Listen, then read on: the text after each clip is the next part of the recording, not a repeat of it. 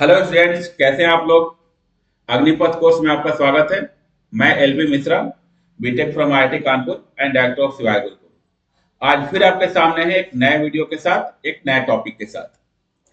तो जैसा कि हम लोग काइनेमेटिक्स टॉपिक जो है उसको हम लोग कंटिन्यू कर रहे थे, तो आज का हम लोग का टॉपिक है रिलेटिव मोशन एंड उसमें भी जो पार्टिकुलर कुछ क्वेश्चंस है उनको आज मैं डील करूंगा, जिसमें रेन मैन प्रॉब्लम आएगा and then aircraft wind problem discuss करेंगे।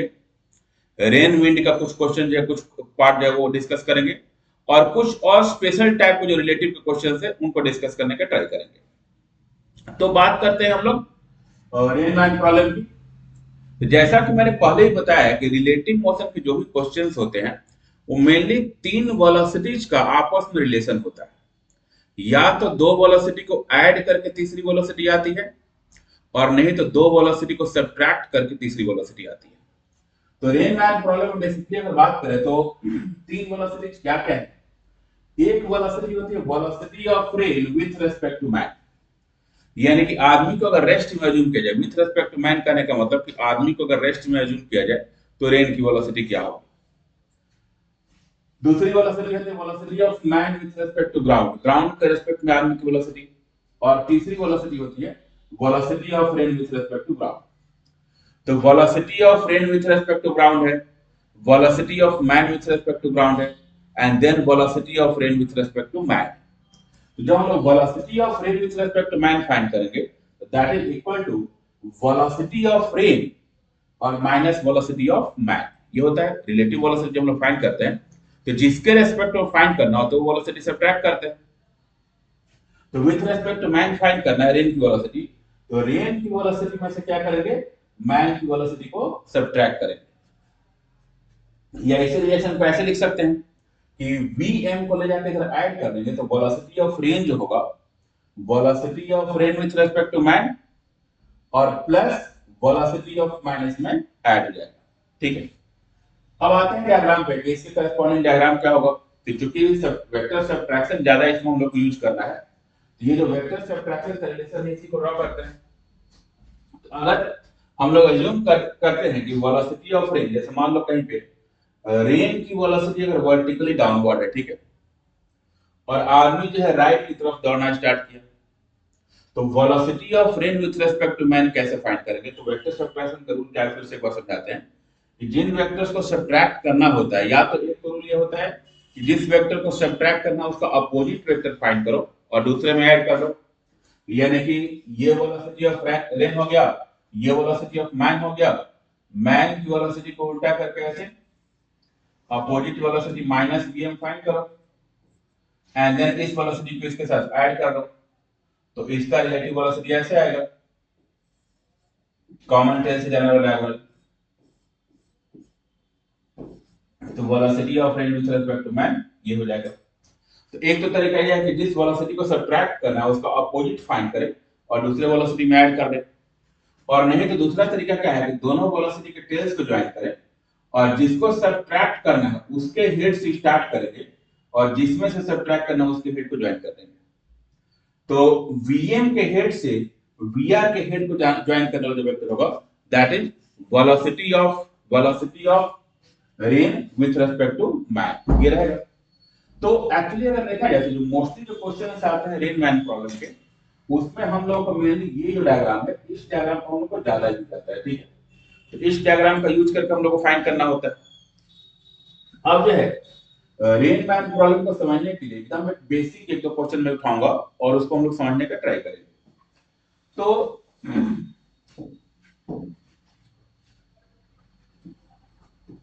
जैसे कंडीशन दिया हुआ है कि सपोज किसी ग्राउंड पे एक आदमी जो है रेस्ट में है,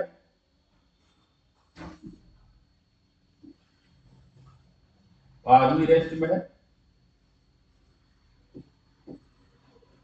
एंड बारिश जो है फॉल करना स्टार्ट की। ठीक है। बारिश जो है वर्टिकल से 30 डिग्री पे, वर्टिकल से 30 डिग्री पे ऐसे बारिश जो है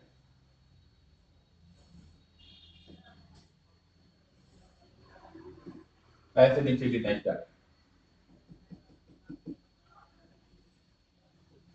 eight angle 30 degree from the vertical. ठीक है, ये रहेगा। ये हो गया वेलोसिटी ऑफ रेन। ठीक है, तो कंडीशन है कि हॉरिजॉन्टल ग्राउंड पे काफी रेस्ट में है और रेन जो है वर्टिकल से 30 डिग्री पे जो है रेन फॉल करना स्टार्ट किया और रेन की वेलोसिटी ये दे रखा है that is 20 metre per second. Velocity of rain is 20 metre per second. ठीक है, यदि अब इस आदमी के पास दो ऑप्शन है दौड़ने के, या तो दौड़ कैसे रेन के डायरेक्शन में लेफ्ट, ये जो है राइट की तरफ दौड़ के जाए, या यहां से लेफ्ट की तरफ दौड़ के भागे। ठीक है, तो जिधर से रेन आ रही है उसी डायरेक्शन में दौड़े या उसके अपोजिट साइड दौड़े, ये देखना है। कंडीशन ये फाइंड करना कि in which direction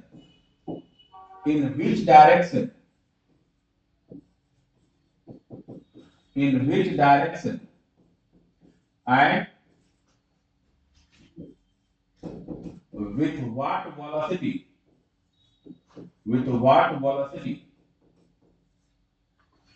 the man should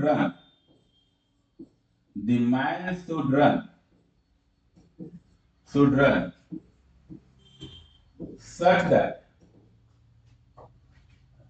the rain appears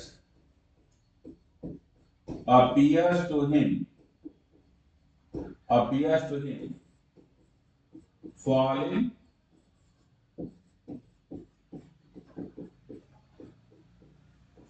vertically. Rain appears to him falling vertically. ठीक है, तो ये क्वेश्चन है कि रेन जो है वर्टिकल से 30 डिग्री एंगल पे ऐसे रेन गिर रही है, आदमी यहाँ पर रेस्ट में है, किस डायरेक्शन में, फॉरवर्ड या बैकवर्ड, किस डायरेक्शन में कितनी वेलोसिटी से दौड़े ताकि उसको बारिश जो है वर्टिकली फॉल करते हुए दिखे। या इसी क्वेश्चन को ऐसे भी बोल सकता है कि वो किस डायरेक्शन में और कितनी वेलोसिटी से दौड़े ताकि उसके हाथ में जो अम्ब्रेला अगर कोई है तो अम्ब्रेला को वर्टिकली होल्ड करके रेन से बच सके। तो वही क्वेश्चन का मीनिंग सेम ही हुआ कि अगर अम्ब्रेला को वर्टिकली उसको होल्ड करके रखना है, यानी कि उसको बारिश जो है वर्टिकली फॉल करते हुए फील होनी चाहिए, तब वो अम्ब्रेला को वर्टिकली रखेगा। तो दोनों क्वेश्चन का सेम मीनिंग है। अब देखो यहाँ पर कैसे इसको सॉल्व करना है। तो रेन लाइन प्रॉब्लम के लिए मैंने क्या बोला, ये डायग्राम हम लोग को हमेशा ध्यान रखना है कि कैसे इसको करेंगे। तो या तो इससे जा सकते हैं, नहीं तो इसको इससे जा सकते हैं। मैं प्रीफर करूंगा हमेशा कि जैसे ये जो डायग्राम है हेड टू हेड ज्वाइन करने वाला, इससे जो चीजें को समझना थोड़ा आसान रहता है। ठीक है, तो इससे जो हमेशा हम लोग ट्राई करते हैं। अब यहाँ पे क्या है कि जैसे जो कंडीशन दी है पर डायग्राम इसका प्लॉट करेंगे, तो इस डायग्राम को प्लॉट करते हैं। वेलोसिटी ऑफ रेन जो है ये हमें पता रखा था वर्टिकल से 30 डिग्री पे, तो वर्टिकल से 30 डिग्री पे ये पहले मैंने रेन की वेलोसिटी ड्रॉ कर दी। तो ये हो गया वेलोसिटी ऑफ रेन और इसकी वैल्यू रखी थी 20 मीटर पर सेकंड। अब यहां से वेलोसिटी ऑफ मैन प्लॉट करना है। अब चूंकि पहले हमें ये देखना है किस डायरेक्शन में वो दौड़ेगा, किस डायरेक्शन में दौड़े ताकि उसको रेन जो है वर्टिकली फॉल करते हुए दिखे। तो अब दोनों ऑप्शन ट्राई करके देख लेते हैं कि अगर वो राइट की तरफ दौड़ा, मतलब जिधर से बारिश आ रही उधर दौड़ा तो क्या होगा, या उस लेफ्ट की तरफ दौड़ेगा तब क्या होगा। अगर मान लो कि आदमी जो है जिधर से बारिश आ रही है उसी साइड अगर फेस करके दौड़ना स्टार्ट करता है, इधर अगर दौड़ना स्टार्ट करेगा तो क्या होगा। अगर यहाँ पे दौड़ा आदमी किसी भी वेलोसिटी से, ठीक है, तो जो VRM होगा, velocity of rain with respect to man होगा, वो VM के हेड से VR के हेड को ज्वाइन करने वाला होगा ना। तो इसको ऐसे ज्वाइन करेंगे तब VRM आएगा। ठीक है, वैसे ही यहां से और अगर वेलोसिटी अगर बढ़ाया तो VRM ऐसे होगा। ठीक है, यानी कि ये देख सकते हैं कि VRM जो है हम लोग को इसको वर्टिकल करना था, लेकिन अगर ये राइट की तरफ दौड़ना स्टार्ट किया तो VRM जो है वर्टिकल से जो VR का एंगल है उससे एंगल और इसका बढ़ते ही जा रहा है। यानी कि अगर राइट के डायरेक्शन में दौड़ना स्टार्ट किया, जिधर से बारिश आ रही है और उधर ही दौड़ना स्टार्ट किया तो बारिश और वर्टिकल से एंगल ज्यादा फॉर्म करते जाएगा, यानी कि और जो है बारिश जो है हॉरिजॉन्टल होते जाएगी, उसके फेस पे ज्यादा बारिश पड़ने लगेगी। यानी ये चीज तो कंफर्म हो गया कि इसको जो है इस साइड पे नहीं दौड़ना है। होपफुली मेरी बात समझ में आ रही होगी सबको कि अगर ये राइट की तरफ दौड़ा, अगर ये आदमी राइट की तरफ दौड़ा तो राइट की तरफ दौड़ेगा तो VRM जो होगा, VRM जो डायरेक्शन होगी वो और टिल्ट होते जाएगी ना, वी आर एम जो है और वर्टिकल से एंगल उसका बढ़ते जाएगा और हमें उसको वर्टिकल करना है। तो वर्टिकल करने के लिए जो एंगल फॉर्म हो रहा है उसको घटाना पड़ेगा ना, वो घटते घटते ऐसे वर्टिकल होगा। अगर इस एंगल को बढ़ाते चले जाएंगे तो हॉरिजॉन्टल होते जाएगा, यानी कि राइट में अगर दौड़ा तो एंगल बढ़ते जाएगा। अब इसको घटाने का दूसरा उपाय है, अगर लेफ्ट की तरफ दौड़ना स्टार्ट करें तो लेफ्ट की तरफ दौड़ना स्टार्ट करें तो देखो यहाँ पे अगर लेफ्ट की तरफ थोड़ी वेलोसिटी दौड़ता है, स्मॉल वेलोसिटी दौड़ता है, तो देखो वी आर एम जो है ऐसे आगे, ठीक है। यानी कि थोड़ा देख सकते हैं कि ये जो एंगल हम लोग का यहाँ पे जो था, यहाँ पर जो एंगल हम लोग का 30 डिग्री था, ये जो एंगल 30 डिग्री था, इस एंगल में थोड़ी तो कमी आई है। हमें वर्टिकल करना है, तो वर्टिकल करना है तो सीधे पहले वी आर एम ड्रॉ कर लो, ये हो गया वी आर एम और ये हो गया वी एम। यानी कि अब जो है ये हम लोग का रेंज जो है वर्टिकली उसको फॉलो करके दिखाओ, यानी कि ये हम लोग बोल सकते हैं कि इसको जो है लेफ्ट की तरफ जिधर से बारिश आ रही है उससे अवे उसको भागना पड़ेगा, तब उसको बारिश जो वर्टिकल फॉल करते हुए दिखेगी। तो डायरेक्शन तो हम लोग का क्लियर हो गया, डायरेक्शन जो उसकी होगी ये हम लोग का लेफ्ट की तरफ होगा, ये डायरेक्शन जो है सही। अब कितनी वेलोसिटी से दौड़ रही है फाइंड करना है, तो वेलोसिटी अगर कैलकुलेट करना है तो अब इसमें वैल्यू फाइंड करेंगे। तो सिंपल सी बात है, अब देखो हम लोग को इस राइट एंगल ट्रायंगल में, राइट एंगल ट्रायंगल बात करें तो ये जो साइड है इस साइड की वैल्यू दे रखा है, इस साइड की अगर बात करें तो इस साइड की वैल्यू कितनी है 20 मीटर पर सेकंड। ये अगर एंगल 30 डिग्री है तो ये एंगल कितना होगा 60 डिग्री होगा। यानी कि अब देखो जी हमें हाइपोटेनस पता है और एंगल पता है, ये वी आर एम जो है ये इसका परपेंडिकुलर हो गया और वी एम जो है इसका बेस हो गया, यानी कि वी आर cos 60 ये हो जाएगा v m and v r sin 60 ये हो जाएगा वी आर। तो magnitude of Vm that is equal to VR cos 60 and VR is 20 and cos 60 1 by 2 that is 10 metre per second, ठीक है। तो आदमी जो है लेफ्ट के डायरेक्शन में 10 मीटर पर सेकंड से अगर दौड़े तो उसको बारिश जो है वर्टिकली फॉल करते हुए दिखेगी, और कितनी वेलोसिटी से फॉल करते हुए दिखेगी, magnitude of v r m जब फाइंड करें तो magnitude of v r m ये हो गया cos 60 तो ये हो जाएगा sin 60, तो दैट इज वी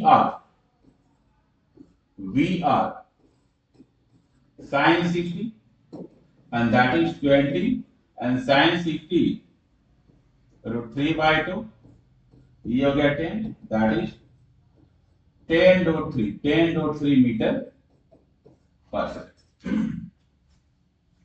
तो ये जो है ये हम लोग का 10.3 मीटर पर सेकंड ये हम लोग का हो गया वीआरएफ की वैल्यू। तो ऐसे जो है ये एक बेसिक आइडिया हो गया कि कैसे रेंज मैन प्रॉब्लम सॉल्व करते हैं, कि वेलोसिटी ऑफ रेंज दिया रहेगा, वेलोसिटी ऑफ मैन फाइंड करने को बोल सकता है, या वेलोसिटी ऑफ मैन दिया रहेगा, वेलोसिटी ऑफ रेंज दिया रहेगा, वीआरएम पूछ सकता है। तो ऐसे बेसिक क्वेश्चंस आते हैं कि कैसे इसको सॉल्व करना है। अब इस क्वेश्चन को ये तो समझ में आया होगा सबको, इस क्वेश्चन को थोड़ा सा मैं और मॉडिफाई कर देता हूं। जैसे इसी क्वेश्चन को अगर मान लो कैसे पूछता है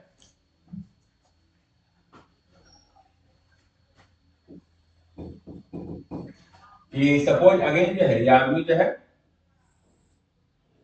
हॉरिजॉन्टल ग्राउंड पर रेस्ट में खड़ा है एंड बारिश जो है अगेन वर्टिकल से 30 डिग्री पे,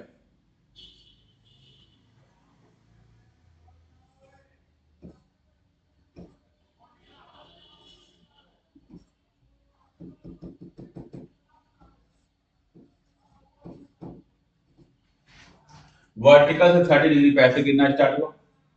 अगेन वेलोसिटी ऑफ रेन ये दे रखा है 20 मीटर पर सेकंड, ठीक है। तो बारिश जो है वर्टिकल से 30 डिग्री एंगल पे 20 मीटर पर सेकंड से ऐसे फॉल करना स्टार्ट किया, ठीक है। अब जो है अब हमें यहाँ पे क्वेश्चन थोड़ा चेंज हो गया, क्वेश्चन ये पूछ रहा है अब इस बार कि in which direction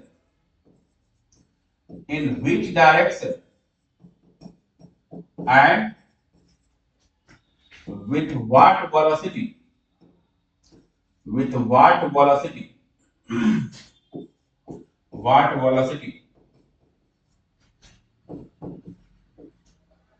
the man should run such that the rain appears to him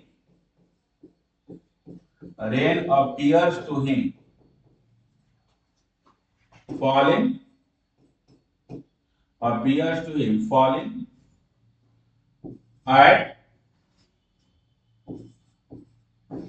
an angle 30 degree from the vertical but from opposite side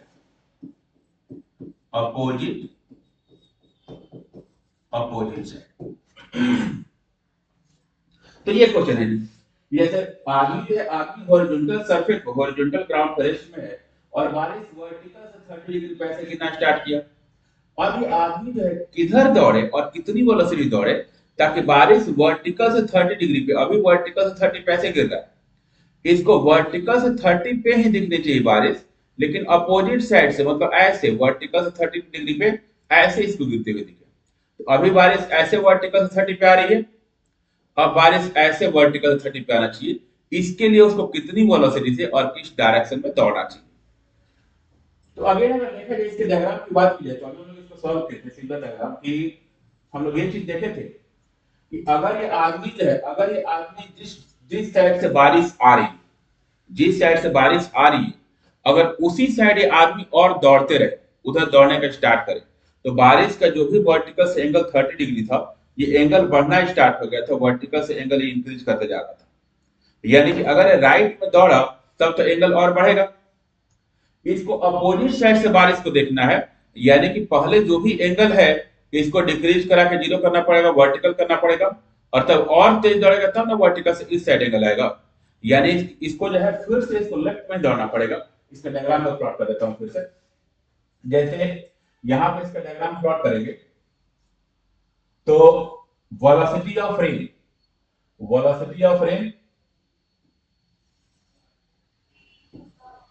ये वीआर दे रखा है एंड यहां से आदमी को दौड़ना है, ठीक है। अब ये जो एंगल है, ये एंगल जो है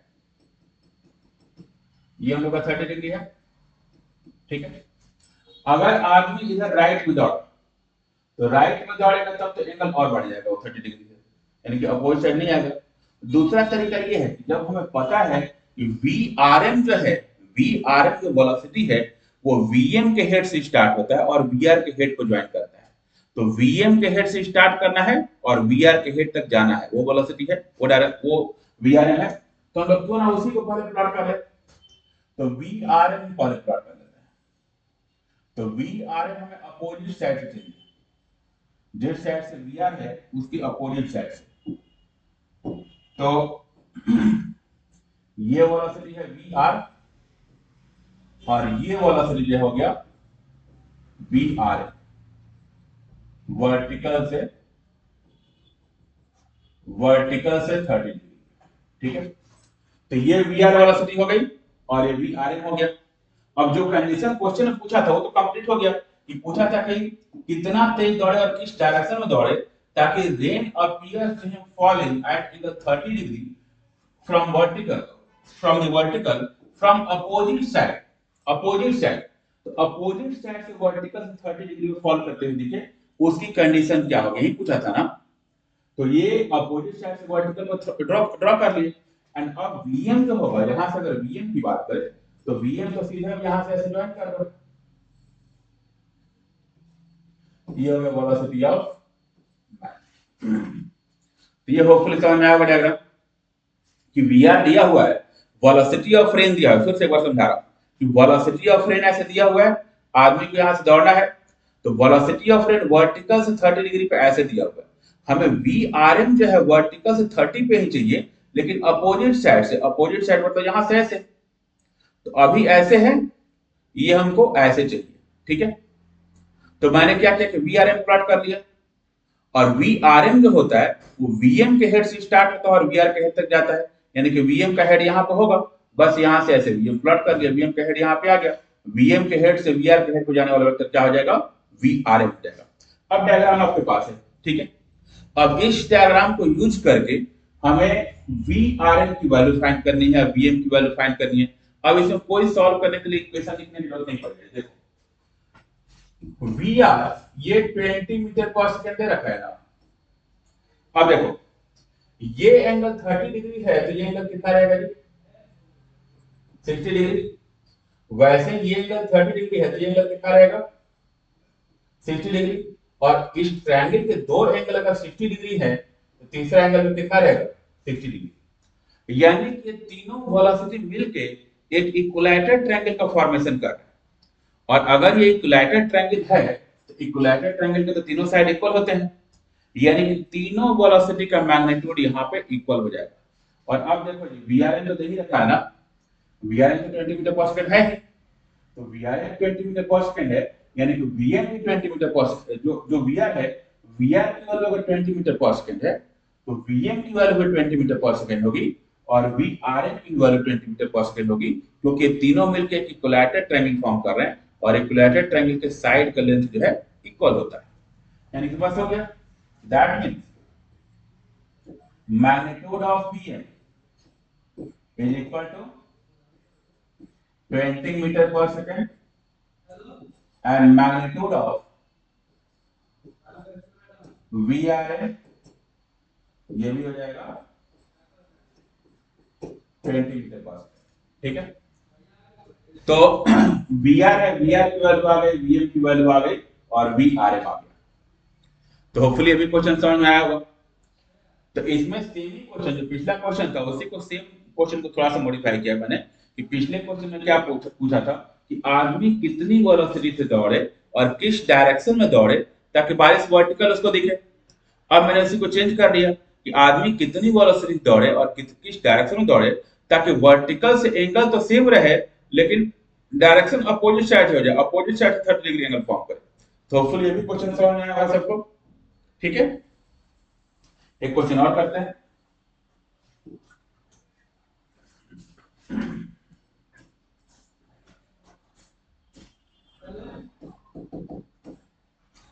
अब इसमें कंडीशन ये है कि जैसे एक हैट है, एक कैप की कंडीशन दे रखी है, ठीक है। एक कैप का जो है नीचे का पोर्शन एकदम ऐसे राउंड शेप में है, और ये कैप जो है हैट का कंडीशन हो गया, और इसको एक आदमी जो है इस कैप को ऐसे पानी पे, ठीक है।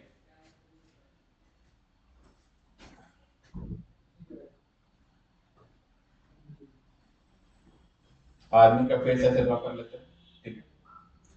तो ये आदमी का फेस हो गया।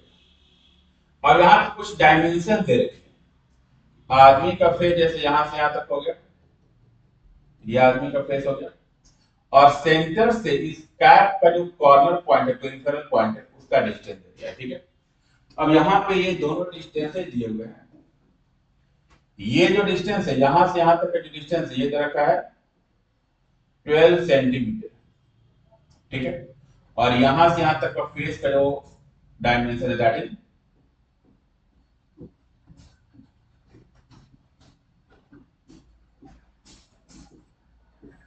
16 सेंटीमीटर, ठीक है। तो एक डायमेंशन जो है फेस का, जो है फेस की टोटल हाइट जो है, फेस का टोटल लेंथ जो है ये 16 सेंटीमीटर मान लेते हैं, और कैप जो है 12 सेंटीमीटर दे रखा है, ठीक है। तो ये जो है ये हम लोग का पूरा डायमेंशन दे रखा है। अब इस आदमी को जैसे मान लो कि बारिश जो है गिरनी स्टार्ट हो गई, रेन फॉल स्टार्ट हुआ, और रेन के बारे में कंडीशन जो है कि रेन जो है वर्टिकली ऐसे फॉल कर रहा है, रेन जो है ऐसे वर्टिकली ऐसे रेन फॉल करना स्टार्ट, ठीक है। और रेन फॉल करे with velocity 10 metre per second.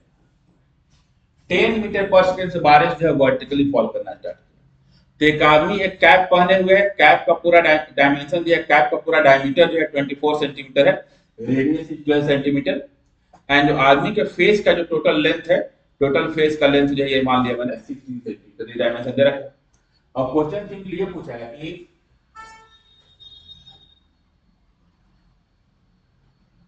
with what maximum speed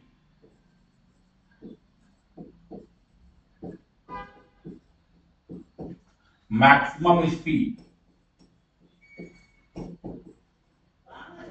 the man can run such that raindrops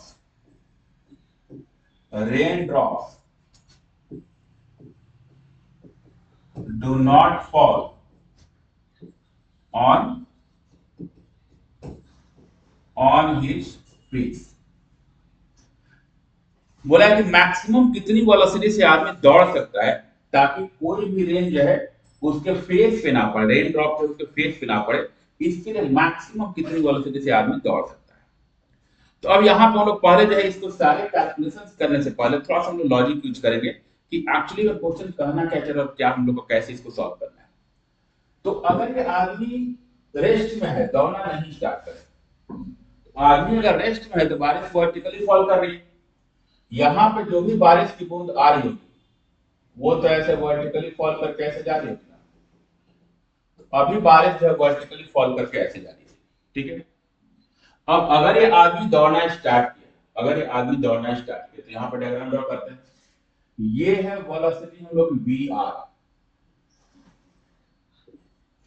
ये वेलोसिटी वी आर ले रखा है, ठीक है, इसकी वैल्यू 10 मीटर पर सेकंड ले रखा है। और आदमी जैसे इधर दौड़ना स्टार्ट किया, आदमी अगर इधर दौड़ना स्टार्ट किया वीएम वेलोसिटी से, तो velocity of rain with respect to man find करेंगे। तो वीएम के हेड से वीआर के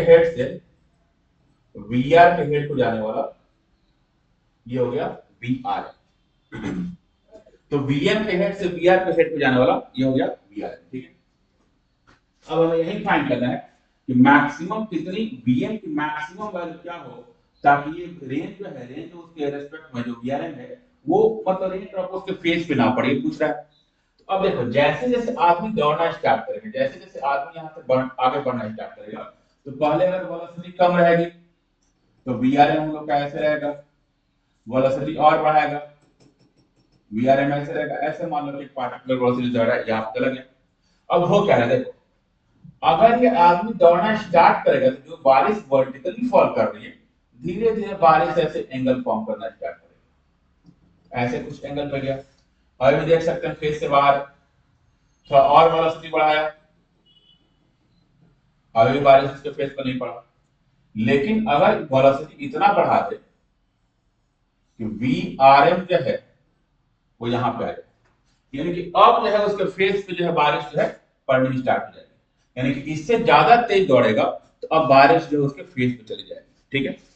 तो हमें हम लोग को ये एंगल देखना है कि वीआरएम जो है, वीआरएम का वर्टिकल से मैक्सिमम एंगल कितना हो सकता है ये हमें फाइंड करना है। और हम लोग यहाँ से फाइंड कर लेंगे कि यहाँ पे ये जो है बारिश यहाँ पे पड़नी स्टार्ट हो गई, तब इसके लिए एंगल अगर एंगल थीटा मानते हैं, ये एंगल थीटा है, तो थीटा की वैल्यू कैसे फाइंड करेंगे? ये थीटा अगर कैलकुलेट करें तो थीटा कैसे फाइंड करेंगे? तो यहाँ पे राइट एंगल ट्रायंगल फॉर्म कर दो, तो यहां से यहां तक का ये साइड हमें पता है कितना है 12, और यहां से यहां तक का ये साइड कितना पता है 16। तो यहां से अगर मैं tan थीटा फाइंड करूं तो tan theta equal to p by b, perpendicular हो गया 12 एंड अपन बेस हो गया 16, दैट इज इक्वल टू 3/4, ठीक है। tan theta that equal to 12 upon 16 that is 3/4, ये आ गया। और tan थीटा 3/4 है तो थीटा की वैल्यू कितनी आ जाएगी? Theta equal to 37 degree. तो थीटा की जो वैल्यू हो क्या आ गई? 37 डिग्री आ गई। अब देखो थीटा 37 डिग्री आ गया, यानी कि हमें ये पता चल गया कि वीआरएम वर्टिकल से कितने एंगल पे होगा, तो हमें ये एंगल फाइंड कर लिया हम लोग, ये एंगल है 37 डिग्री। अब देखो वहां के ज्योमेट्री से यहाँ के ज्योमेट्री से हम एंगल फाइंड किए, अब इसी को क्या करेंगे, इन वेलोसिटीज पे इंपोज कर देंगे।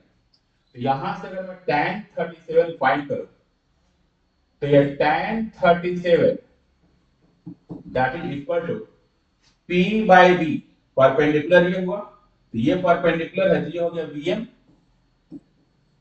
एंड अपॉन बेस ये हो गया Vr।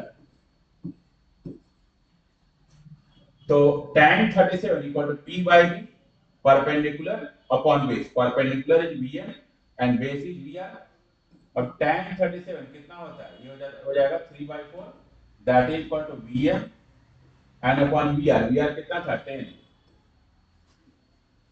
अब यहां से Vm की वैल्यू आ जाएगी, तो Vm 10 into 3 30/4 that is 15/2, so that means Vm is 7.5 metre per second. आदमी जो है मैक्सिमम 7.5 मीटर पर सेकेंड से दौड़ सकता है, ताकि बारिश जो उसके फेस पे ना पड़े।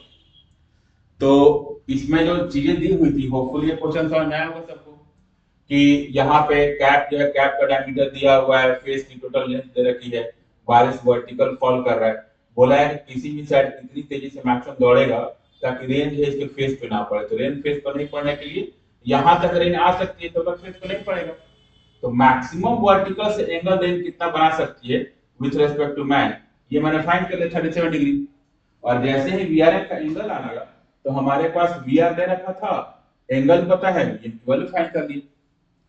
तो ये रहा कि रेन मैन प्रॉब्लम जो है इसमें कैसे अप्रोच होगा, इसको मैंने होपफुली बताने का ट्राई किया, आपको समझ में आया होगा।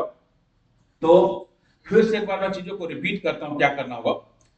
कभी भी अगर रेन मैन प्रॉब्लम आए, तो velocity of rain, velocity of man and velocity of rain with respect to man, इन तीन वेलोसिटीज को प्लॉट करना है।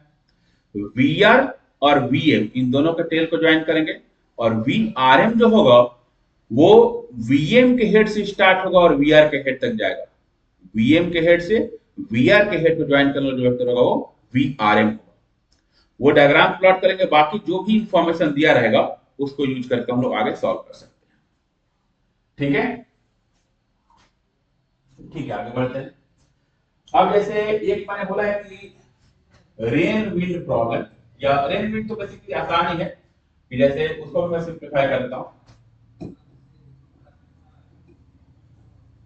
Rain wind problem.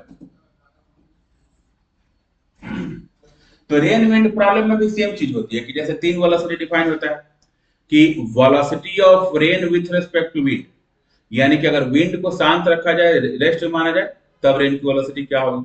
फिर velocity of wind with respect to ground and finally velocity of rain with respect to ground. तो जब wind still air में अगर बात करते हैं, स्टिल एयर में बारिश की वेलोसिटी कुछ दी रहेगी। अब एयर ब्लो करना स्टार्ट होगा, तो उसका इफेक्ट जो है विंड, ये जो है रेन के साथ इंक्लूड हो जाएगा, यानी कि velocity of rain with respect to ground है वो एक डिफरेंट आ जाएगा। तो यहां पे इक्वेशन लिखेंगे, तो वेलोसिटी ऑफ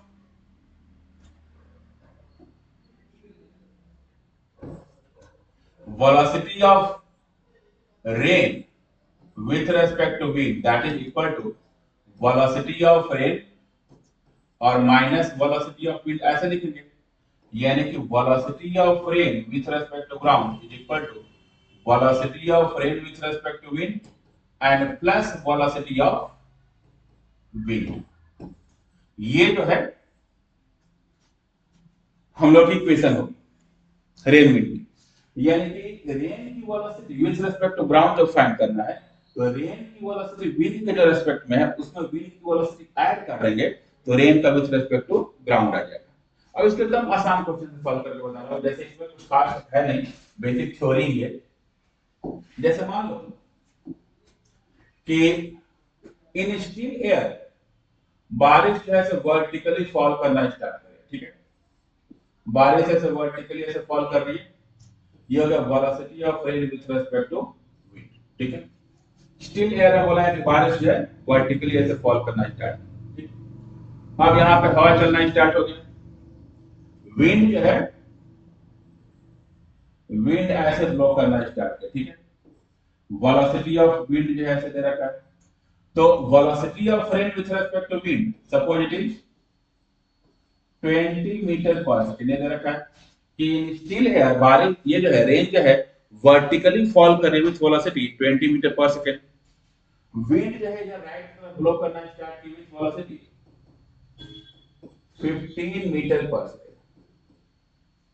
अब अगर कोई पूछ दे कि कोई आदमी यहाँ पे ग्राउंड पे है, ग्राउंड पे एक आदमी रेस्ट में है, इसको बारिश किस वेलोसिटी से और किस डायरेक्शन से आते हुए दिख रही होगी, मतलब पॉइंट समझो कि ये जो है आदमी जो है अब बारिश को देख रहा है ग्राउंड से, यानी कि ये फिर से रेनमैन प्रॉब्लम में कन्वर्ट हो सकता है। तो रेनमैन प्रॉब्लम में विंड का इफेक्ट भी शामिल कर सकते हैं, तो इसलिए क्वेश्चन बता रहा हूं कि रेनमैन प्रॉब्लम में क्या था, velocity of rain with respect to ground, velocity of man with respect to ground, and then velocity of rain with respect to man।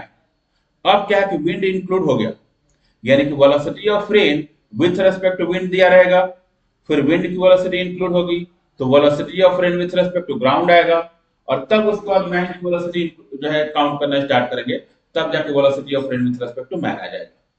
तो अब देखो, अगर यहाँ पर कोई पूछे कि इस आदमी को, इस मैन को ये बारिश जो है किस डायरेक्शन से और कितनी वेलोसिटी से आते हुए दिखेगा, तो कैसे फाइंड करेंगे, तो सिंपल सी बात है,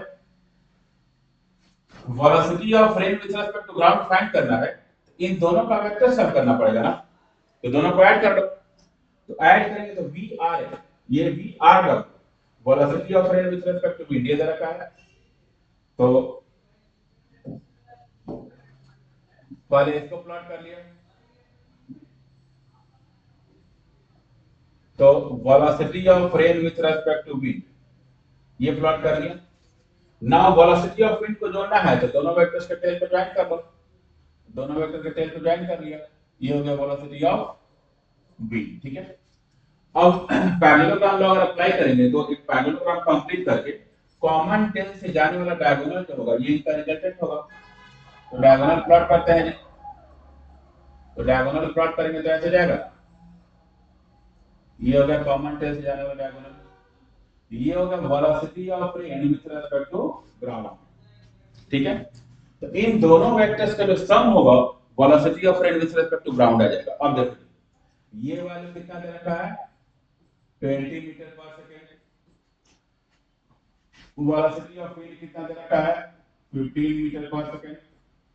अब सिंपल सी बात है, ये अगर 20 है और ये अगर 15 है, तो रेक्टेंगल फॉर्म हुआ, रेक्टेंगल का जो डायगोनल होगा अंडर रूट 15 स्क्वायर और प्लस 20 स्क्वायर 25 हो जाएगा ना, ये हो जाएगा 25 मीटर पर सेकेंड। यानी कि इस आदमी को, ये आदमी जो ग्राउंड पर रेस्ट में है, इस आदमी को बारिश जो है अभी 25 मीटर पर सेकेंड से फॉल करके दिख रही होगी, एंड वर्टिकल से एंगल पे दिख रही होगी। बारिश जो है भले ही बारिश वर्टिकली गिर रही है, लेकिन इस विंड के इफेक्ट की वजह से आदमी को बारिश वर्टिकली फॉल करते नहीं दिख रही होगी, आदमी तो basically with respect to ground जो वेलोसिटी होगा वो देख रहा होगा अभी, क्योंकि रेस्ट में है अभी, तो वर्टिकल से एंगल पे दिख रहा होगा, तो एंगल देख लेते हैं। अगर एंगल थीटा है तो tan theta is p by b, perpendicular है 15 and upon base है 20, so that is 3 by 4, ये आ गया, यानी कि थीटा की वैल्यू कितनी आ गई, थीटा इज 37 डिग्री। तो बारिश वर्टिकल से 37 डिग्री पे 25 मीटर पर सेकंड से फॉल कर रही होगी। तो ये जो है, अब यहाँ के बाद जो है फिर से जैसे हम लोग पहले क्वेश्चन सॉल्व कर रहे थे कि एक आदमी ग्राउंड पे रेस्ट में है, इसने देखा कि बारिश जो है वर्टिकल से 37 डिग्री पर फॉल करे 25 मीटर पर सेकंड से, और फिर से सेम क्वेश्चन कोई पूछ सकता है कि कितनी वेलोसिटी से और कितना किस डायरेक्शन में दौड़े ताकि बारिश इसको वर्टिकली फॉल करते हुए दिखे, फिर यहां से जो रेन प्रॉब्लम स्टार्ट हो जाएगा, ठीक है। तो विंड का इंपैक्ट क्या है रेन पे, ये होपफुली समझ में आया होगा, ठीक है। तो एक्चुअली रेन मैन प्रॉब्लम का एक पार्ट बोल सकते हैं कि हो गया, ये चाहे तो जगह जेई मेन या नीट में अगर बात करें तो जेई मेन और नीट में इस क्वेश्चन को सेपरेटली भी पूछ देता है कई बार,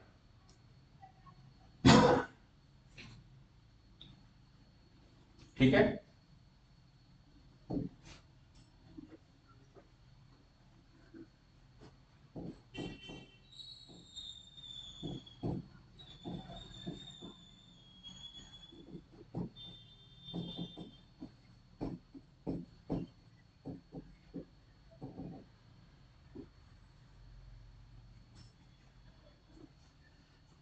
ठीक है, बात करते हैं एयरक्राफ्ट विंड प्रॉब्लम की। एयरक्राफ्ट विंड प्रॉब्लम की अगर बात की जाए तो अब इसमें देखो, इसमें बेसिक थीम क्या है समझते हैं। जैसे हम लोग जो है रिवर्स स्विमर प्रॉब्लम डिस्कस किए थे। रिवर्स स्विमर प्रॉब्लम में तीन वेलोसिटी होती थी: velocity of river with respect to ground, velocity of swimmer with respect to river, and velocity of swimmer with respect to ground. यानी कि इस रिवर के रेस्पेक्ट में स्विमर किसी पार्टिकुलर वेलोसिटी से तैरने का ट्राई करता था, और उसके साथ रिवर का इंपैक्ट जुड़ के स्विमर जो किसी दूसरे डायरेक्शन में तैर के जाता था, तो net velocity with respect to ground आती थी।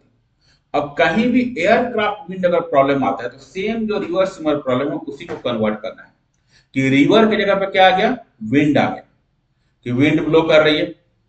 स्विमर की जगह पे एयरक्राफ्ट हो गई कि एयरक्राफ्ट जो फ्लाई कर रही है।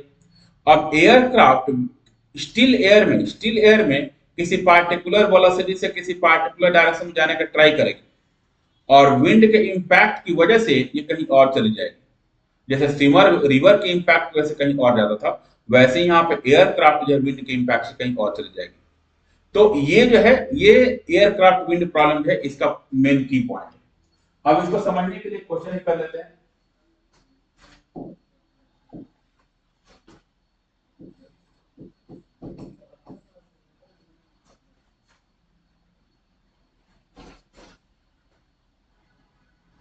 मान लो कि विंड के बारे में दिया हुआ है कि wind blows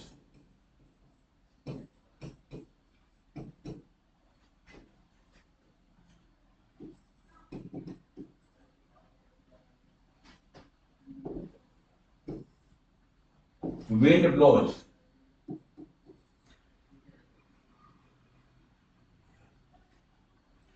in east direction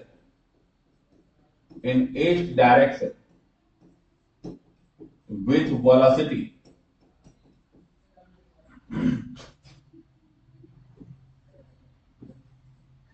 200 2 kilometre per hour. Wind जो है ईस्ट के डायरेक्शन में ब्लो कर रही है with velocity 200 kilometre per our, 200 two kilometre per our, इतने से विंड ब्लो कर रही है। An aircraft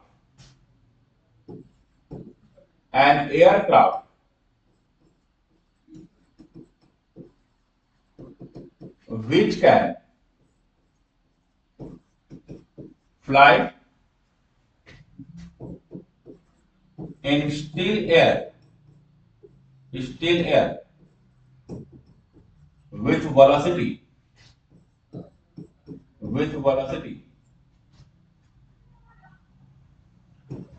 400 kilometre per our.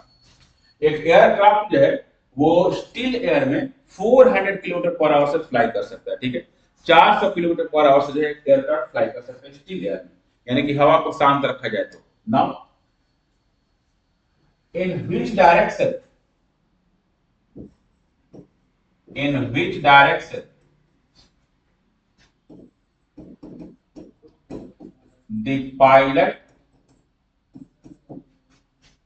the pilot should try to fly the aircraft such that the aircraft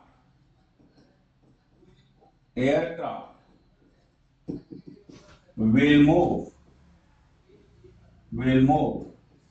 in northeast direction.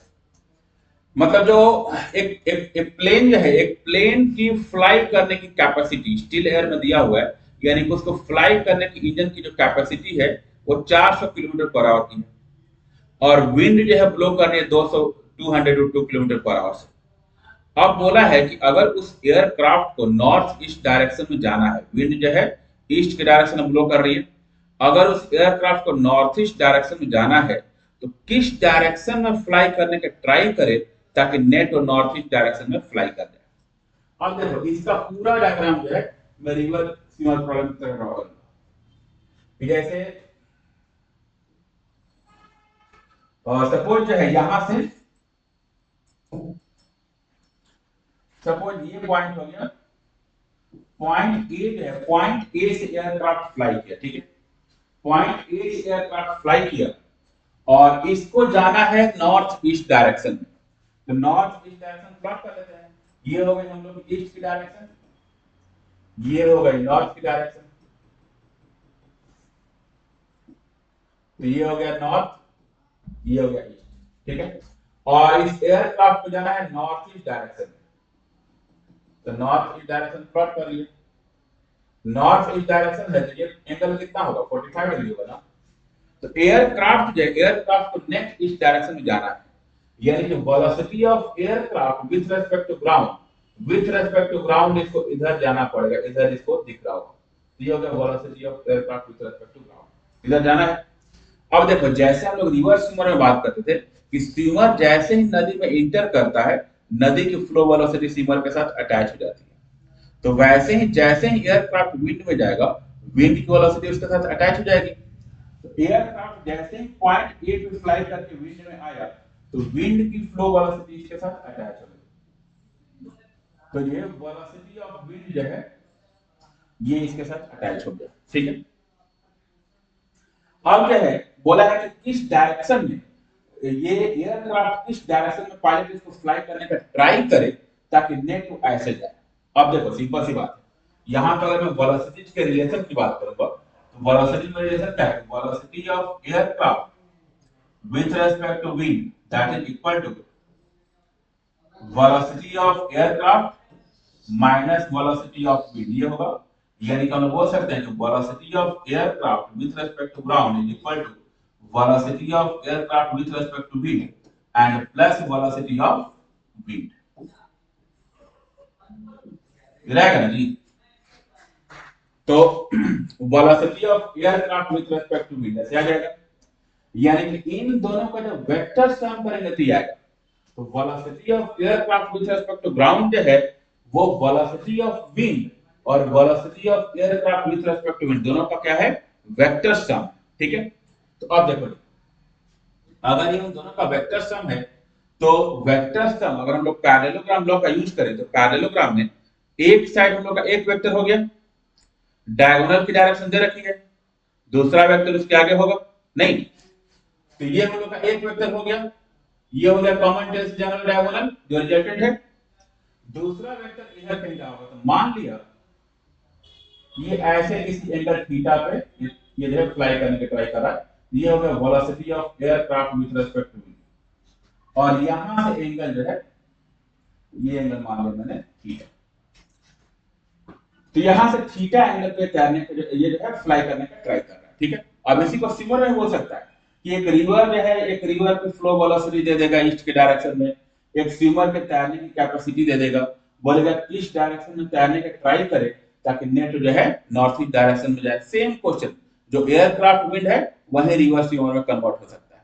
अब देखो अब यहाँ पे ये डायग्राम ड्रॉ करने के बाद अब इसके बाद सिंपल वेक्टर का रूल जो है इस पे अप्लाई करेंगे। ये अगर रिजल्टेंट है तो जो रिजल्टेंट फॉर्म हुआ है जिन वेक्टर से, इन वेक्टर्स को अगर मैं रिजॉल्व करूं तो रिजल्टेंट के डायरेक्शन में दोनों को रिजॉल्व करके जोड़ेंगे तो रिजल्टेंट वेक्टर आ जाएगा, एंड उसके परपेंडिकुलर वाला कंपोनेंट आपस में कैंसिल होना चाहिए ना।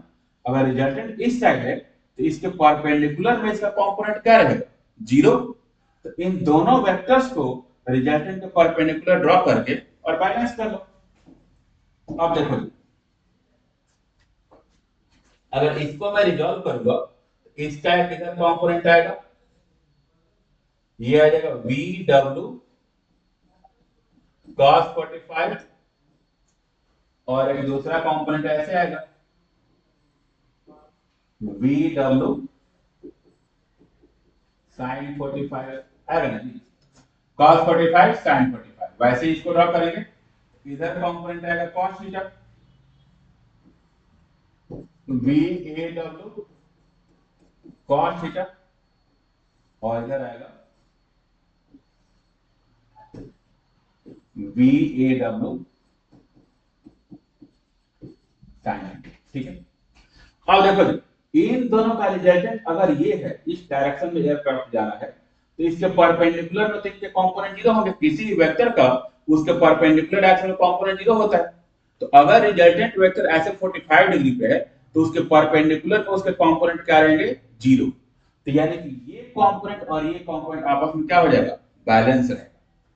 तो यहां पे बोल सकते हैं दिस इम्प्लाइज VAW इसकी वैल्यू रखिए, यहां वैल्यू पुट करने का लोग VAW sin theta is equal to VW sin 45 degree. ये और ये आपस में कैंसिल होंगे तभी जाके नेट रिजल्टेंट इधर बनेगा। ठीक है, होपफुली ये कॉन्सेप्ट समझ में आता होगा, वेक्टर का बहुत बेसिक कॉन्सेप्ट है। ठीक है, अब वैल्यू पुट करो जी। तो VAW कितना आ जाएगा, 400 into sin theta that is equal to VW कितना है 200 root 2 और into sin 45 कितना होगा 1/2 से ये कैंसिल, 400 से ये कैंसिल 1/2 टाइम्स। ठीक है, या इसको 2 करना। ठीक है, यानी कि यहां से देखो, यहां से sin थीटा की वैल्यू आ गई, sin थीटा कितना आ गया 1/2 आ गया ना, यानी कि थीटा की वैल्यू कितनी आ गई 30 डिग्री आ गई, थीटा 30 डिग्री, यानी कि नॉर्थ ईस्ट डायरेक्शन से 30 डिग्री और आ गई। तो अगर इसका कोई आंसर पूछे कि किस डायरेक्शन में ये पायलट जो है किस डायरेक्शन में फ्लाई करने का ट्राई करे, तो ये हम लोग ईस्ट की डायरेक्शन में 45 डिग्री तो ये है और 30 डिग्री और आ गई, यानी कि 75 डिग्री नॉर्थ ऑफ ईस्ट। ये जो पायलट है अगर एयरक्राफ्ट को 75 डिग्री नॉर्थ ऑफ ईस्ट अगर फ्लाई करने का ट्राई करे तब जाके नॉर्थ ईस्ट डायरेक्शन जाएगा, या 15 degree east of north, 15 degree east of north अगर ट्राई करेगा तब जाके ये नॉर्थ ईस्ट डायरेक्शन में फ्लाई करेगा।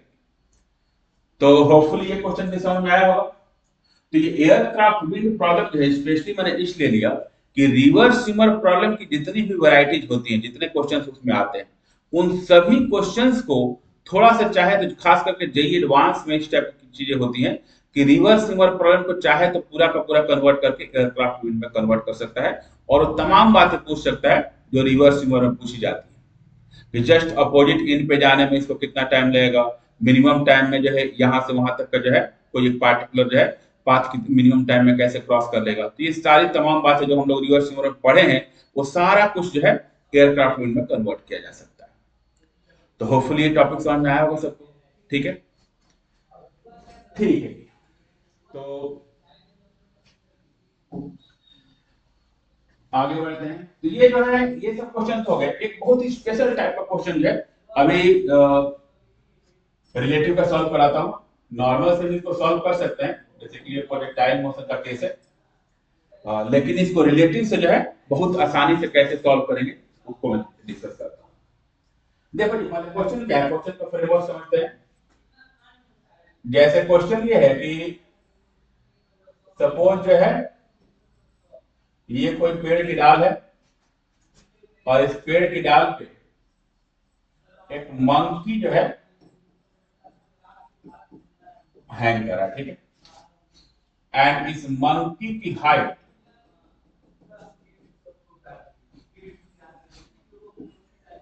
ग्राउंड से एच तक, तो मंकी जो है ग्राउंड से एच हाइट पे जो है एक डाल को पकड़ के ऐसे हैंग कर रहा है। ठीक है, अब एक बच्चा जो है, शरारती बच्चा जो है, ये क्या किया कि इस मंकी को हिट करने के लिए पत्थर उठाया जमीन से, और यहां से इस बच्चे ने क्या किया कि सीधे उसको एम करे,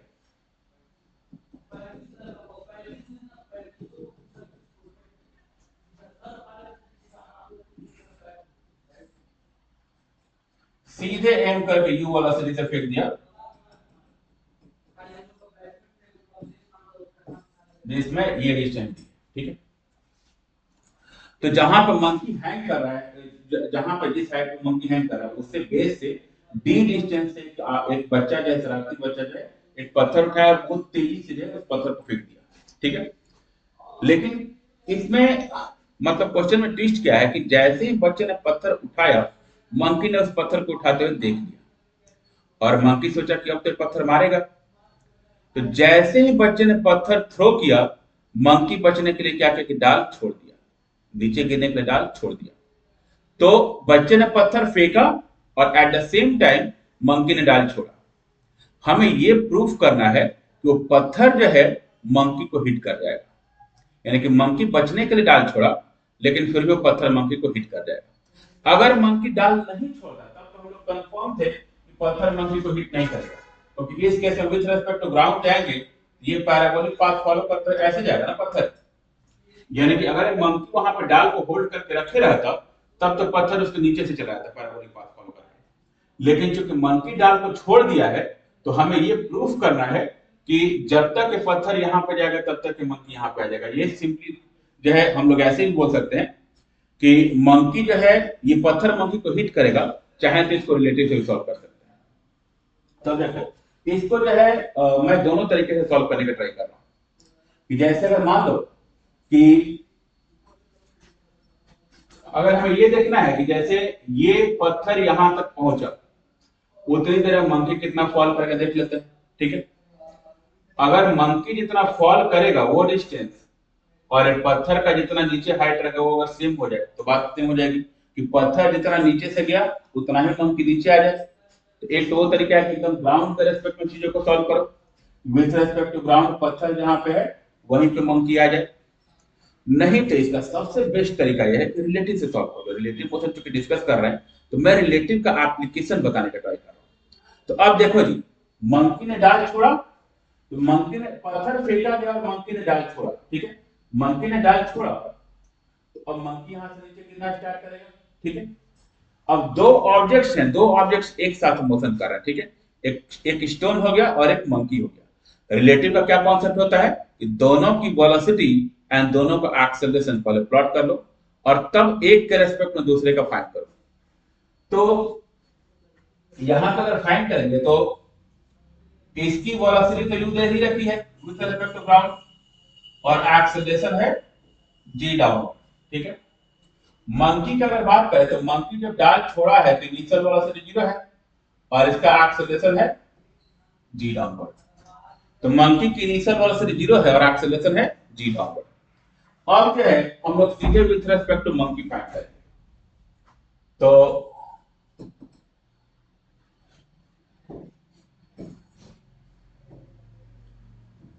with respect to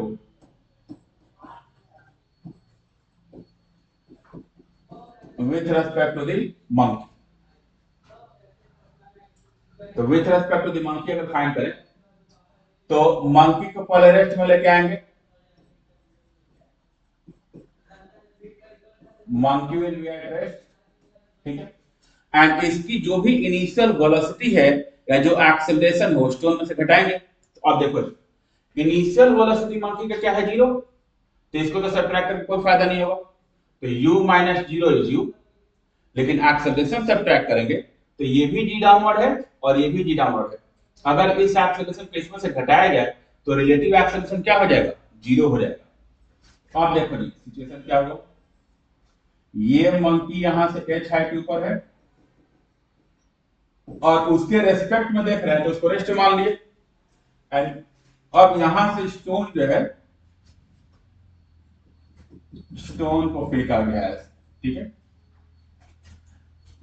अब देखो अब रिलेटिव वेलोसिटी स्टोन का रिलेटिव वेलोसिटी फाइंड करते हैं।